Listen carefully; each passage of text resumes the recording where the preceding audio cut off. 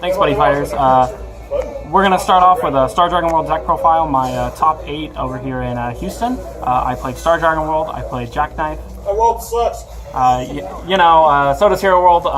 Stop Hero World 2K18. Thanks, Jude.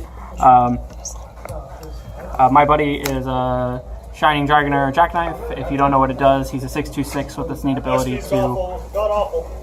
his ability to, whenever he deals damage to your opponent. Do you want to heckle over here? He pops a monster, and then he has the good overturn ability of nullifying cards that aren't being played by a card effect. Interesting. Doesn't stop ride. It doesn't stop ride, station, or transform, or Dragonify if they're playing. Or stop Seabass's shoelaces from being stepped on because he never ties them. Nope. Nope, doesn't stop that either. Because he's my buddy, we play 4 of him. Really good card. Wish I had 4 SPs, but he rares are god awful. I have. Better than SPs. That's debatable. Stop the SP revolution. We play 3 Galaxy Dragoner Jackknife. He is a 6/3/5 with the ability, with a counter skill on your turn to call a Jackknife on top by paying its call cost. It's a really good card. It lets you set up for a lot of plays and just to let you extend your combat phase. Next up, we have 3 Jackknife Genesis Battle Riser.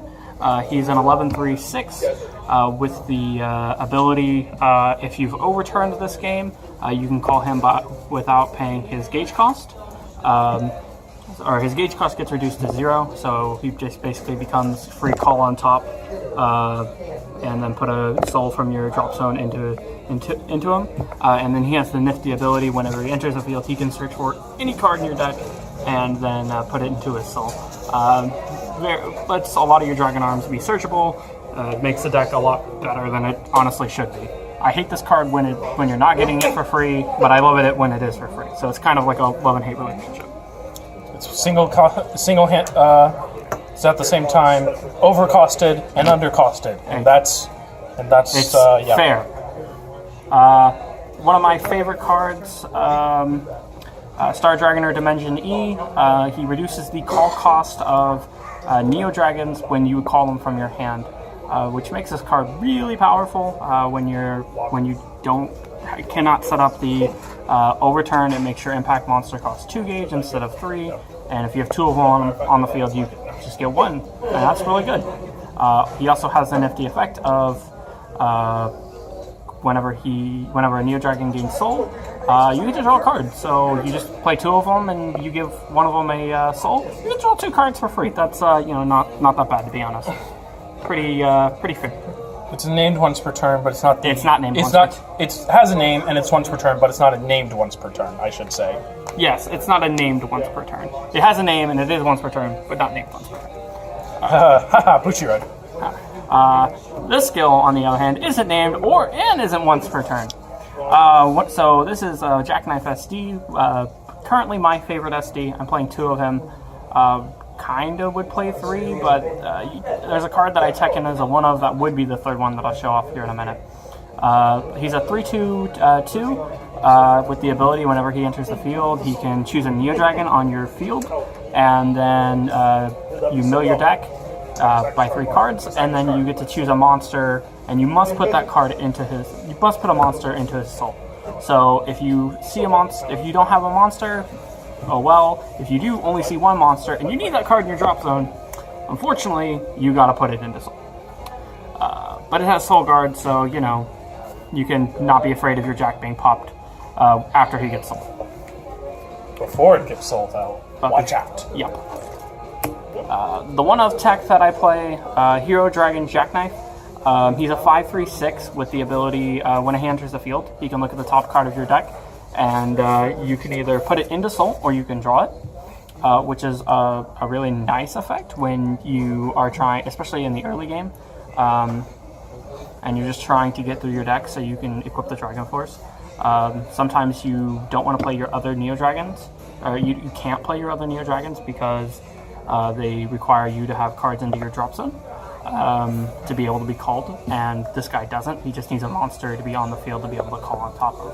So it makes him a really good card. Also, do note that's not a draw, it's a put into your hand. So stuff like Obstruct wouldn't keep you from being able to put it into your hand. Exactly. Next up, we go into the Dragon Arms, and we start off with possibly my favorite Dragon Arms in the deck, Dragon Arms Swobit.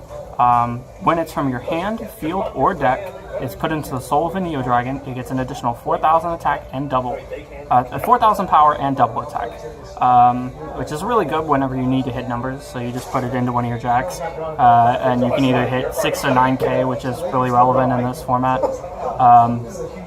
But you also get double attack, so you get to attack them twice. And then when it leaves the soul, you get to pay a life and search for an item, which is just a really good effect. Yes, I thought so. And none of the good jacks have natural double attack. Yeah, none of the good jacks currently have natural double attack. Goldman. Goldman is coming, and he's coming for you. We play the triply busted card, Biggest Dragon Arms Triple Buster. If this card is in the soul of a Neo Dragon, it gets power. The Neo Dragon gains power plus 3,000, a critical plus 1, and pen. Just a really good effect for a really good card. I would be playing 3 of it, but you'll see why we don't in a moment. We play 2 Jackknife J Galaxion. Spicy. If it's in the soul of a Neo Dragon, that is has Jackknife in its name, it gets a critical plus 1. So just all your decks get a free plus 1 crit, pretty nice. But we play it more so for the second effect. When it's in the soul of a Jackknife Impact monster, Jackknife Impact monster's attack can't be nullified, which is pretty good, especially when you get to search that off of your Impact Jackknife. You just get a free crit, 4 crit for free, and your opponent can't do anything. And if you play that with other combinations, you can definitely get multiple attacks off of that. Like Swobit. Like Swobit. Next up, we're going to go into possibly my second favorite Dragon Arms, Dragon Arms Diversion. Just whenever he enters the field, you gain a free life if you have a Neo Dragon on your field. Just really good. I like Dragon Arms that have on-call effects, mainly because they just lets them do things.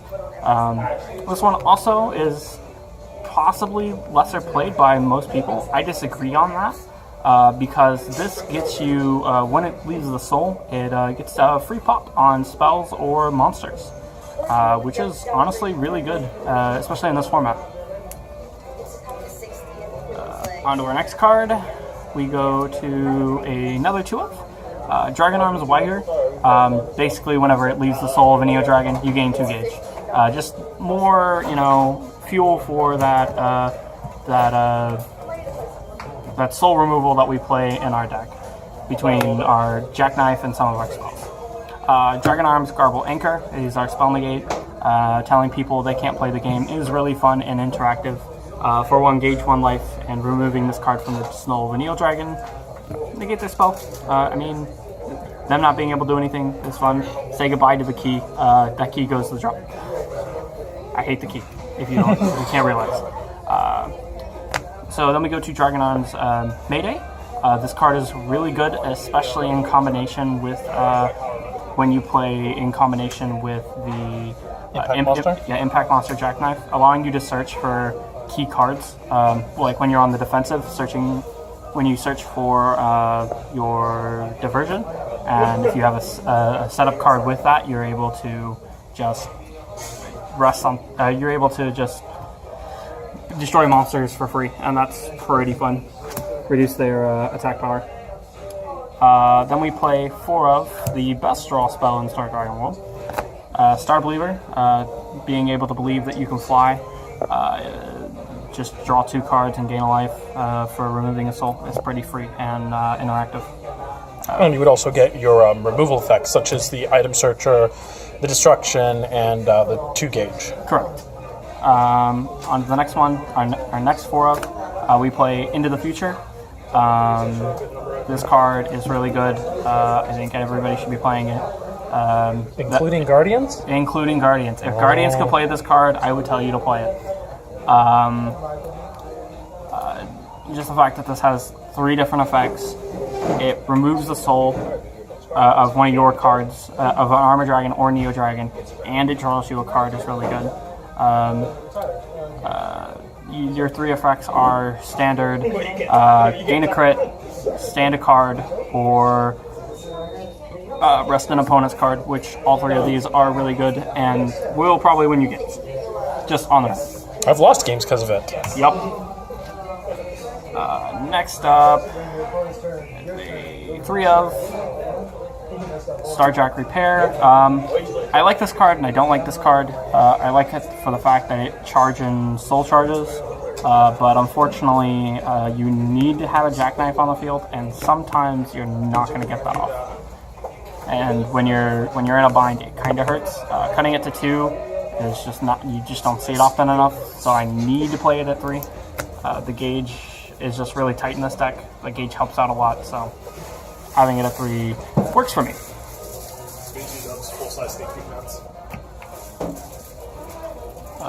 Then we play something that I don't think a lot of people are running right now, mainly because their decks are probably better than mine. Sonic Move. How many of those people top 8'd? 0. One, actually. Actually, yeah, one. I lost to at him. least one. I lost to him. Actually, I think he made second in... oh, yeah, they finished second. Yes, they finished second, so yeah. See, told you so, their deck is better than mine. But Sonic Move, it's basically a holy grail. It's just an open center nullify. If we had the Sun Dragon Shield, the Great Sun Dragon Shield, I would have played that over this. But at the time of our regionals, that card was not available. As of this time, it is available because the set just dropped. But if we had it then, I would have played it over this. Which one do you get for casting that card with this deck? Is it the life or the gauge? You get the gauge. Oh. So it would basically end up being a blue dragon. If I have a Neo Dragon on the field, I'd get it would basically be a blue dragon shield. If you want to take in some Pulse Lays. If I wanted to tech in some Ball Solays, which I possibly could, then I would get all 3. Yes. Dragoner's Beat, I played it at the request of the man behind the camera. That me. This is Dragoner's Beat. You pay a gauge and you get one of 2 effects. You pay a life and you can search for an item, or you can gain power and critical. I never use the second effect, but I always use the first one. Your buddy just needs to be Jackknife and a Neo Dragon that's Jackknife, and you get the effects. It's pretty good. It allowed me to search into my my Dragon Force when I played it. Speaking of which, we play 3. I know a lot of people are playing 2 right now, but I like playing 3 because I like opening with this card. Why not play it at 4? I feel like I have enough searches that if I have to search for it, I can. But seeing this card and not having to look for it is really good. It's like when Chaos players just open up with their preferred Gear God and don't have to go looking for it. It's like, oh, okay, I can play the game now. If you don't know what this card does, it's basically, its equip cost, it has a release condition that says I have to have a Jackknife with 2 or more Neo Dragons in Soul, and then I pay 2 gauge. And then it says you can't move, and then if I have a Neo Dragon on the field, all your abilities are nullified. So have fun being vanilla. 2 Dragon Arms, not 2 Neo Dragons. Yeah, I said 2 Dragon Arms in Soul. Yeah. Right. And then if I have a Neo Dragon on the field, your effects are negated and you can't move. And the move part doesn't need a Neo Dragon on the field for it. It's just Fun facts. It's just there. And then we play the Nice Soul SP Future Sword Jackknife Granthes. If you've seen the anime, you know what this does, but does a lot of things. Does a lot of things. First, I can equip this if I'm equipped with an item that is Jackknife Goldbritter, or is a Dragon Force item from Star Dragon World, and I have to be at 5 or less life.